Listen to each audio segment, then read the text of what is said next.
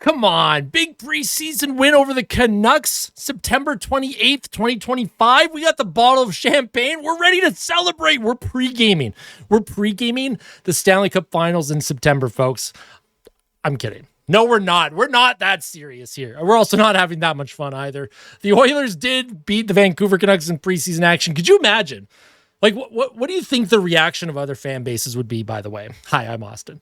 What would the reaction of other fan bases be if on September 28th, 2025, after a preseason win against the Vancouver Canucks AHL roster, I just blew up a bottle of champagne and just celebrated like the team won the Stanley Cup? Like, even if it was a bit, what do you think the other fans would think if I did that?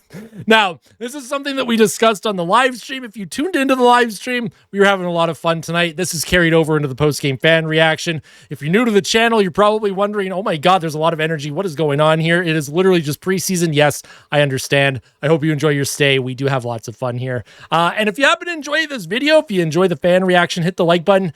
Not for me, though. Hit that like button for Kitty Kitty. Look at the sleepy little Kitty Kitty. He's just having a good time on the other side of my one monitor here. So we love Kitty Kitty here. We love animals. We love fur babies. If you ever want to share your fur babies in the Discord server, there is a link to the Discord in the description of the video. We recently passed 100 members in the Discord server, so thank you so much. Now, I was requested by one of our followers to play something from the Discord on the fan reaction, something to open the fan reaction with, because I'm not actually going to pop a bottle of champagne right now. That would just be ridiculous. Also, you know what's depressing about this bottle of champagne? This has been in my mini fridge by my feet since the Stanley Cup Finals. I haven't been able to open this for any reason at all. I was saving it in the hopes that the Oilers would win a Stanley Cup. That clearly has not happened over the past 2 seasons here, so we love that. Now, I was requested to play a video that someone posted in the Discord server for this fan reaction. It has to do with popping a bottle of champagne. I don't think I'm going to do it. It is AI generated, and I have very strong opinions about AI generated things. It is funny. It is very funny. If you want to see what was posted, I highly recommend maybe just checking out the Discord yourself. I'm not going to play it on here. We have hockey to discuss. We're 2.5 minutes into this video, and I haven't even talked about the game yet. Obviously, the Oilers had a very NHL veteran-heavy lineup here. There's a few players that were in the lineup that are still trying to figure out if they're going to make the team or not. You had Szymanski in the lineup. You had Tomaszek in the lineup. You had Quinn Hudson in the lineup, Curtis Lazar, Noah Philp. And I found that most of those players that I just listed didn't really have very effective games for Edmonton. It was a very quiet night for a lot of different players. It was not a quiet night for the Edmonton's top players, though, as we are going to discuss their on-ice impacts, because Leon Draisaitl, 4 points, Connor McDavid, 3 points, Trent Frederic, 2 points. So obviously that Oilers top line, McDavid, Draisaitl, Frederic, Chris Knoblauch, he's trying to get them to get some chemistry before the regular season opens. And I think Chris Knoblauch is serious, folks. I think he is going to play those 3 together when the regular season opens against the Calgary Flames on October 8th.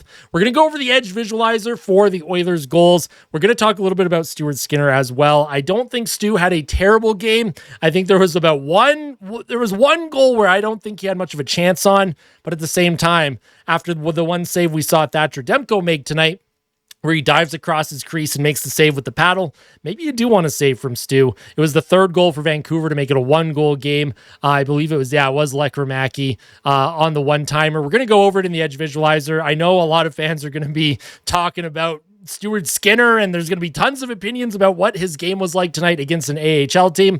But I also think we need to discuss what the team in front of Stu looked like against an AHL team. The Oilers had a lot of NHL veteran presence in this lineup. This is a game where I know it's just preseason, and we talk about this all the time. It's just preseason. You can't take things too seriously. At the same time, though, boy, oh boy, it would be nice if this team could just go out and thump one of these teams 9-1 just to show them, be like, hey, yeah, you want to make the NHL? You got to earn it, kids. And I just found that no one at Edmonton was really like trying to grasp and take a hold of a roster spot tonight. except for Regula and Lepinen, who I thought had terrific games. We'll also talk about them as well. Let's get into the edge visualizer for your Edmonton Oilers. In the first period, they scored 2 goals, one from McDavid, one from Frederick Draisaitl, and also had a point on each of those goals. He had 2 assists. In the first period, this goal from Connor McDavid, this was a funny one. McDavid tried to find Draisaitl, who's cutting the middle here. Draisaitl couldn't really get a shot on net. The puck came through the near corner, and then McDavid, he just tucked it in on the near side on Thatcher Demko. Also, I got a kitty cam above me here now. He hasn't been here before, but now he is. I decided to put him up there. Good goal for McDavid. Nice to see him get on the score sheet, even though it is just preseason. And then Trent Frederick, this is another player where, again, we want this player to be ready for the regular season. We want him to build chemistry with McDavid and Draisaitl if they're going to be forced together for some reason. McDavid with the shot, Trent Frederick crashes the crease. And then he eventually put the rebound in under Thatcher Demko's pads. So close those dang legs, Thatcher Demko. That was 2-0 Edmonton. And then the Oilers in the second period. This was a thing of beauty, by the way. This power play goal, absolute thing of beauty. Right off the face-off, McDavid's going to win it to Nuge, who will one-touch it to Bouchard. And then he sends the pass across to Leon Draisaitl, who absolutely rips one-timer over the blocker of Demko. Demko barely even reacted to that. Let's just take a look at this one more time. It was a terrific goal from Leon Draisaitl, who had, I think, a great night tonight. Again, you don't overanalyze. We don't get too excited here. We're not popping that champagne, or maybe we are. Maybe I am going to pop. Nah, I'm not going to pop the champagne. Draisaitl with the one-timer on the power play. That was good to see what the top power play unit could do. Tomaszek was out there with that top power play unit, just like he was in practice. Tomaszek didn't even get to even look at the puck off the face-off because the Oilers scored so quickly. Ratu made it a 2-goal game, and then Braden Coots made it a 1-goal game very quickly, less than a minute later. And then I think some Oilers fans were starting to sweat a little bit. We're like, uh-oh, what's going on here? Don't worry, though. Leon Draisaitl, he ended up getting a 2-on-1 with Connor McDavid to make it a 2-goal game once again. Good job by Draisaitl here. Finds McDavid. These two have had so many odd man breaks in the preseason so far, and they finally were able to get a shot on net and also put the puck in the net. They had a 2-on-1 earlier in the game, and Draisaitl did not convert. He ended up flubbing the pass, so nice to see Draisaitl put that one in. And then this is the goal I want to talk about with Jonathan Lekkerimaki, because obviously, under normal circumstances, we don't expect Stuart Skinner to make this save. We don't expect most goaltenders to make a save like this. What? I'm just going to play it. I'm not going to really say anything, but just watch where the puck ends up and then watch who gets it and watch how it goes in the net. Look at Vancouver moving the puck around. Nice job by Hedl. Now that's just a nice cross-ice pass to Lekkerimaki, and he one-times it. And it's a bang-bang play, right? I'm going to play it one more time for everyone. Vancouver doing a good job keeping the play alive. The Oilers are running around here. They're just not able to get possession. So this puck, Hedl, he puts it all the way across and look at Lekkerimaki, man. He's wide open. This is where you want Tomaszek to maybe be a little bit further down low. I think Regula's doing a good job kind of tying up his man in front. It's this play here where you just have too many Oilers on one side of the ice. And again, I know it's a 6-on-5. It's a lot harder to defend. Vancouver was whipping that puck around, tired bodies. Puck comes to Lekkerimaki, and he one-times it into the net. I love how the edge visualizer showed the puck go through the net, which, I mean, that was a pretty hard shot. Maybe it did go through the net. But I want to take a look at this diving save here, because Stuart Skinner, he couldn't get across in time. Lekkerimaki makes a 1-goal game. The Oilers hang on for the win. That's great. But there was a good point made here for the Oilers, and I lost the tweet for some reason. Where is it? Where did I put it? Where did I put this tweet? Okay, well, there was a tweet basically saying that, oh, here it is. I like how the announcer said that there was no way Skinner would be able to make it across the other side of the net when Demko just did it on the other end. Now, obviously, there are standards, right? Vancouver fans are very used to players and goaltenders like Demko making saves like that. Those desperation saves. Thatcher Demko, when healthy, is an elite goaltender, if not one of the best in the entire NHL. So they expect him to be able to make saves like that sometimes. And here in Oil Country with Stuart Skinner, we don't expect that. But it would be nice if he could make a save like that. Now, Stuart Skinner, if we take a look at the box score here, actually, we have to take a look at the 3 stars as well. I don't want to forget the 3 stars this time. Draisaitl, 2 goals, 2 assists, 4 points. McDavid, 1 goal, 2 assists, 3 points. And then Philip Hedl with 1 assist. That was off of the Lekkerimaki one-timer. And if we take a look at Stu Skinner's stats, again, they're not going to it's not going to look great on Stu for obvious reasons. He gave up 3 goals here on 25 shots, which is an .893 save percentage. All 3 goals technically were even strength, even though 6-on-5, not even strength, but they considered even strength. My problem here is not only on Stuart Skinner, but like look at Vancouver's lineup. How many of these players are going to be in the NHL when the season starts? O'Connor, maybe. Lekramaki, yeah. Sherwood, sure. Ratu, Hedel, yeah, why not? On defense, Hronik, Forbert, Pettersson. Like, Vancouver's lineup tonight was very AHL heavy. Very AHL heavy. And then you look at the Oilers, well, you got McDavid, Draisaitl, Nuge, Mangiapane, Frederick, Kapanen, Philp, even though not like a super NHL vet, but Philp.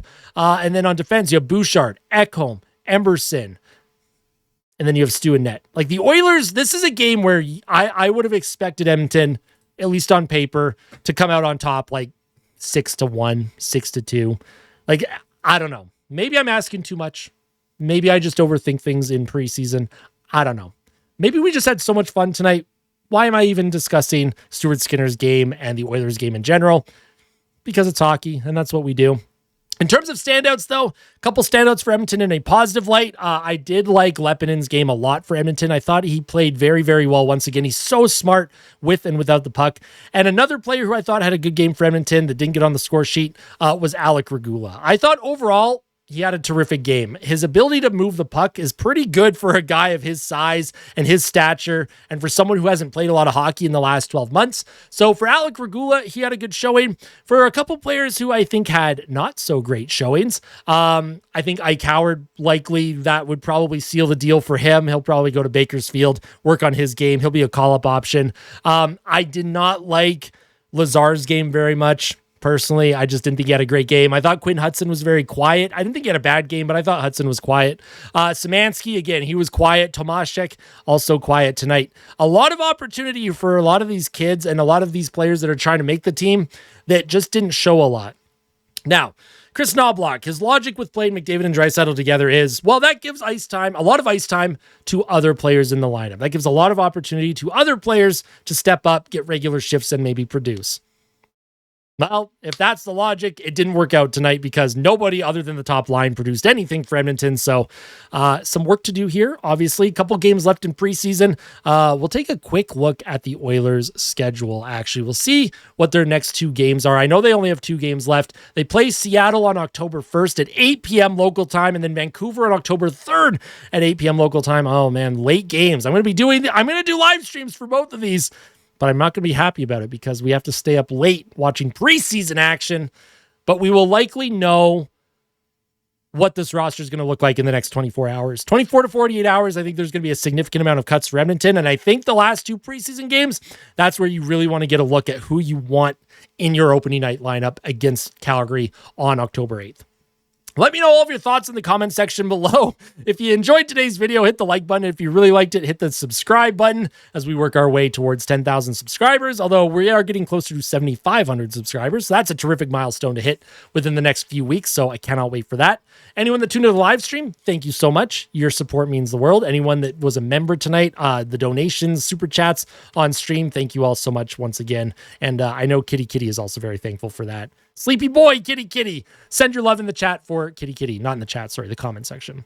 Tell them that you love them. And as always, fight like a kid. Fight like Ben. Let's go, Oilers. I'm going to go pop this bottle of champagne, folks. We're going to have some fun tonight. Let's go.